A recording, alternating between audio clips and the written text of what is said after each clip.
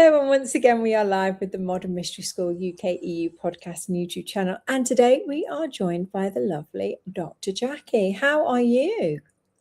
I'm doing so well. How are you? Very well, and very excited about this topic. I've been getting some fantastic, feedback and information about why people wanted a spiritual guide, and I'll be particularly interested in your reasoning.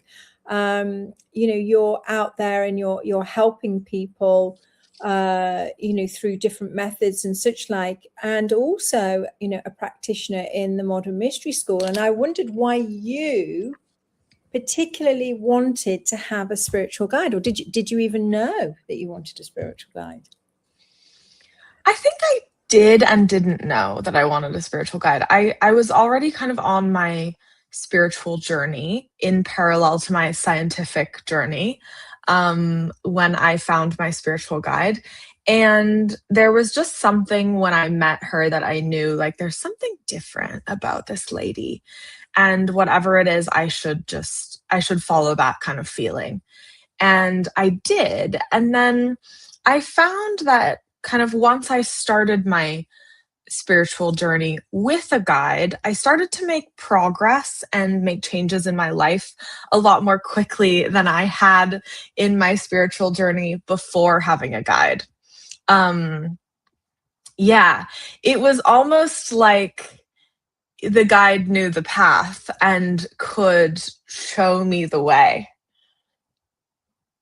Exactly that, isn't it? It's funny, isn't it, that? Yes. And was that something you were particularly looking for, a path? Because that keeps coming up, that keeps reoccurring, because there's a lot of information out there, there's a lot of people offering different things. And is that something that you wanted, a path or a system, or not? Was it not kind of something of interest, and then you found that was how? Yeah, I think it's kind of similar that, like, I am a scientist, right? So I do like a good bit of structure and organization in my life.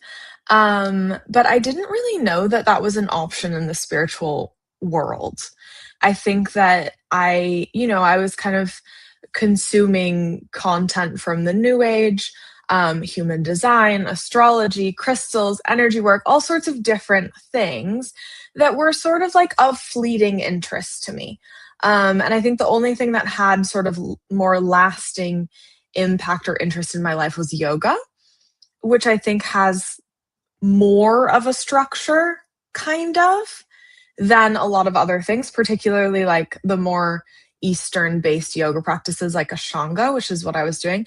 Um, but then when I found a spiritual guide, and I didn't really even know what I was getting myself into necessarily, right? I just had someone who said, like, oh, you might like a life activation and to take this Empower Thyself class.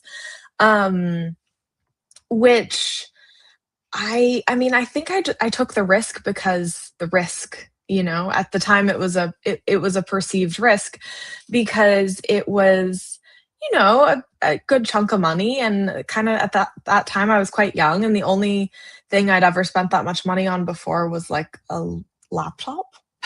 um, yeah. So it was sort of a leap of faith. And I was really then relieved afterward to find that my guide wanted to build a relationship with me and wanted to help me grow and show me a path and show me a way that had worked for her and had worked for thousands of people before her.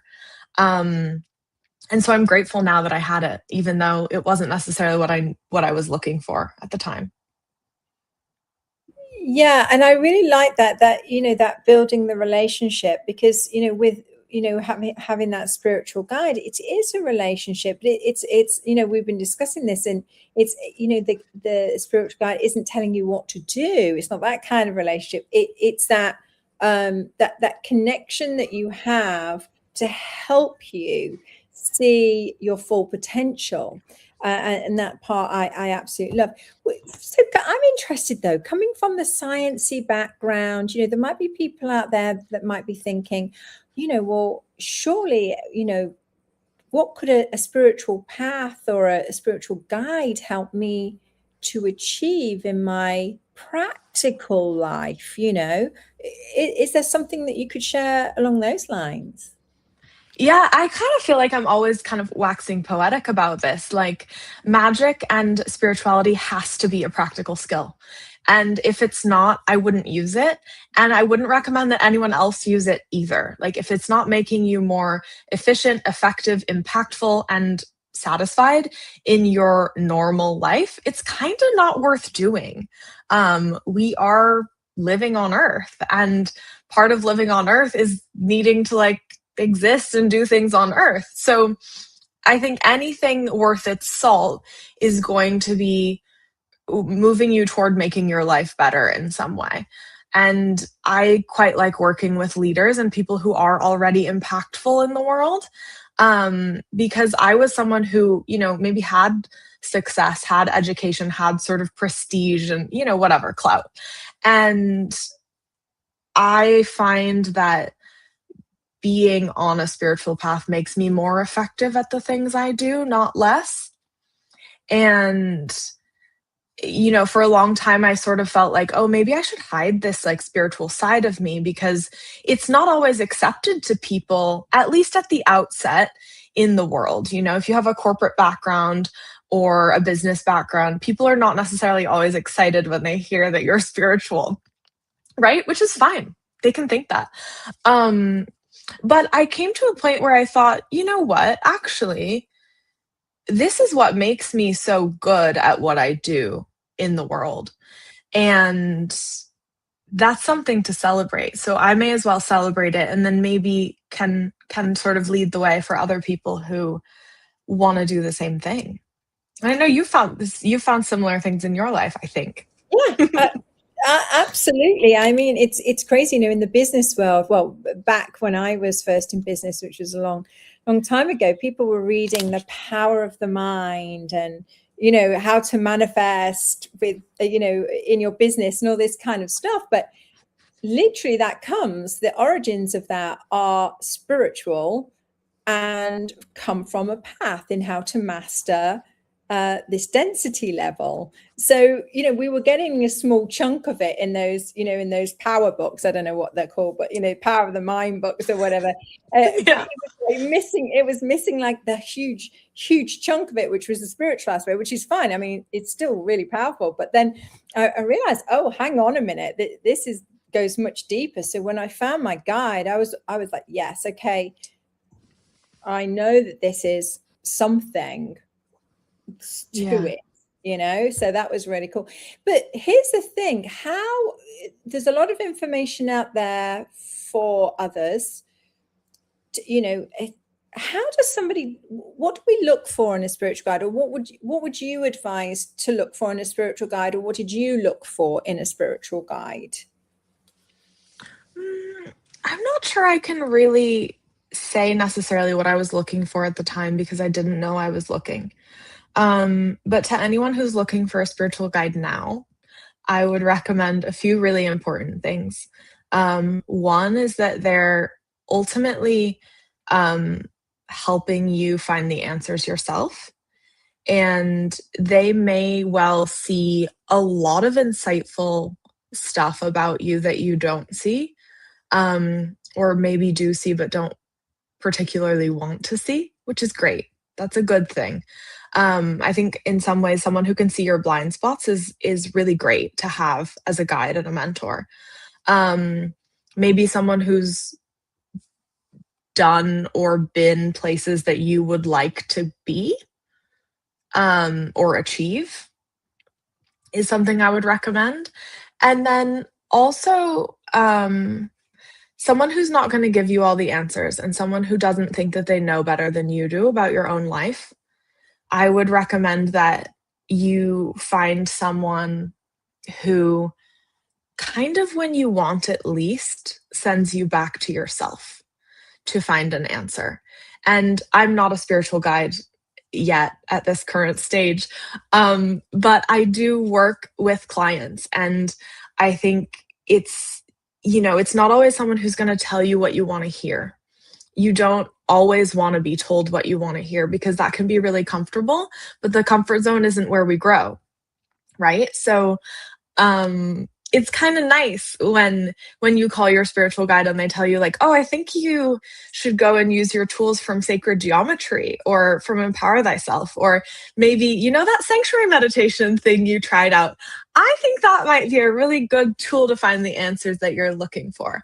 So that I think those are the main three that I would recommend for someone looking for a guide.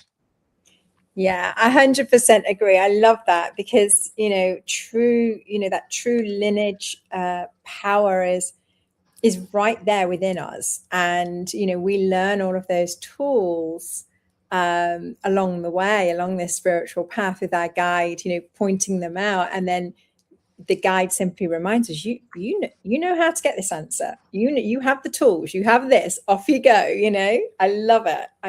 So good. Yeah. And like maybe someone who's looking to help you refine, right? You may well come with an idea and a plan, and your guide can help you say, oh, you know, maybe we should move this thing around and kind of do this little bit of healing or growth or empowerment first. And give you sort of refinements and recommendations along the way. But I always encourage, whether you're looking for a spiritual guide kind of in this path or in a different one, one thing that I think is really important is to not flit around between different mentors, different guides, different teachers, and to kind of find someone who you're willing to really go the long haul with, to commit to, because that degree of like almost intimacy in a way is really where the power lies, in seeing the deepest stuff in you that might need to shift in order to become that best version of yourself. And I think it can be easy when things get uncomfortable. We might like to project. We may have, you know, we have things come up. We're human, right? But I would kind of encourage someone to do it for the long haul as well. Yeah. Very good advice. Thank you. Now, if somebody wanted to come and have a session or chat to you, Dr. Jackie, what's your website, or how can they reach you? My website is JacquelineNonweiler.com, which is a little bit of a spelling full, but maybe we can put it in the show notes. Yeah. Would you like to do that? Just type it in for me and then I'll pop it up. Absolutely. And then on my Instagram, which is dr.jacqueline.nonweiler. And see you soon.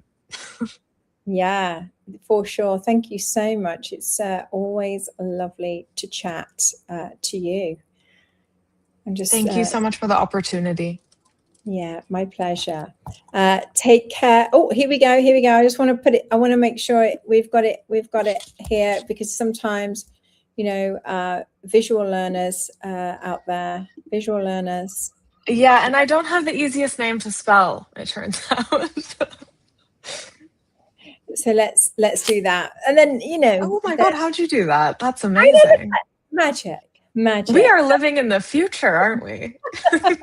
It's the Jetsons. I mean, that's for the older generation. They'll know that. Okay, so thank you so much, Dr. Jackie. Take care for now. Take care, everybody. Bye-bye. Thank you. Bye-bye.